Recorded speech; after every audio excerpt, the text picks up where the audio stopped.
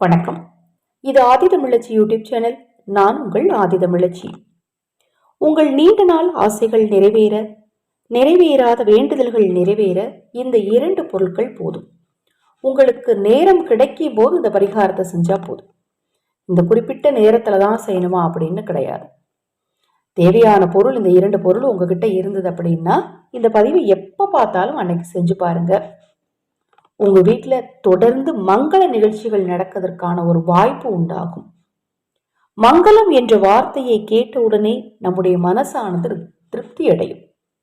வீட்டில் தொடர்ந்து சுப நிகழ்ச்சிகள் நடக்கவும், அந்த சுப நிகழ்ச்சிகளுக்கு தேவையான பொன் பொருள் சேர்க்கையை சேர்ப்பதற்கான ஒரு பரிகாரம்.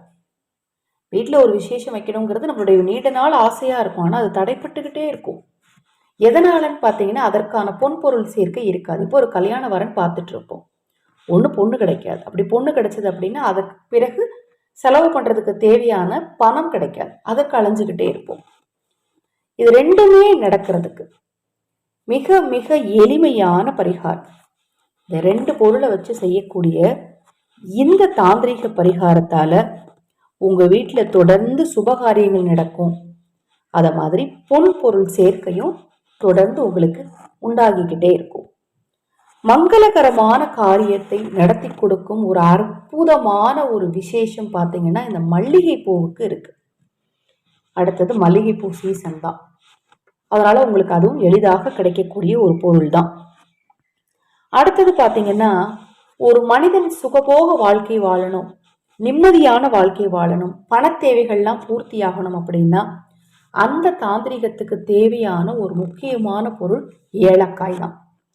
இந்த ஏலக்காய் இருக்கிற இடத்துல ராஜயோகம் கண்டிப்பா உண்டாகும். வீட்டில் எப்படி கல்லுப்பு நிறைய வச்சிருக்கீங்களோ அது மாதிரி ஏலக்காய் எப்போ வச்சுக்கிட்டே இருங்க. ஏலக்காயோட மனம் வீட்டில் இருந்துச்சுன்னா அந்த வீட்டில் மகாலட்சுமி தாயார் நிரந்தரமா குடியிருப்பாங்க.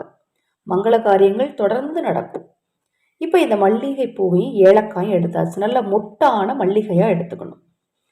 மொட்டா கிடைக்கலங்க, மலர்ந்துருச்சு அப்படின்னாலும் நீங்க கவலைப்பட வேண்டாம். ஒவ்வொரு பூவுக்கும் ஊடையில ஒரு ஏலக்காயை வைக்கணும். மொட்டாக இருந்துச்சுன்னா ஈஸியா உங்களால உள்ள வைக்க முடியும். மலர்ந்துருச்சுன்னா கொஞ்சம் வைக்கிறது கஷ்டம். கொஞ்சம் பார்த்து பார்த்து வச்சுக்கோங்க. ஒரு தட்டை எடுத்துக்கோங்க. தட்டில் ஒரு 11 மல்லிகை பூக்களை எடுத்துக்கோங்க.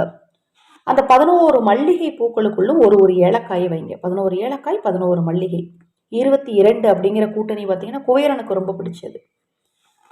அதனால 22 பொருள் இப்போ நம்ம ரெடி பண்ணியாச்சு.